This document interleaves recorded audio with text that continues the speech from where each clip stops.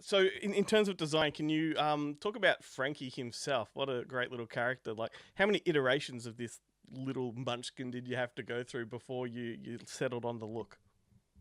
I think I actually sculpted pretty much to completion three different versions of him. I made like an early proto Frankie, like before we even had the green light on the movie. I had built a version because an issue I have when I'm in the writing stage of movies is that I get bored of writing, so I just start making my monsters as a way of procrastinating. So I actually built a Frankie while I was writing the treatment for it. And then from that, I made a second version that I wasn't quite happy with. So then again, made another version, a third final version, um, because I wanted to integrate some elements that teased his demon version that shows up Hmm. in the movie. So I gave him like kind of little horns and stuff. As far as his overall look, uh, one of the inspirations was Andrew Dice Clay a little bit, like visual.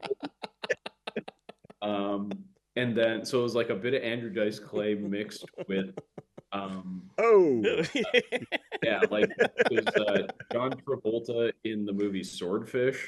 I don't know if you remember how he looks in that movie, but he yep. has that like little that little soul patch thing.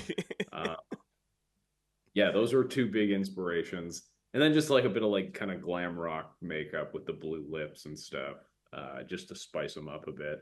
It really was just a mishmash of all sorts of nonsense.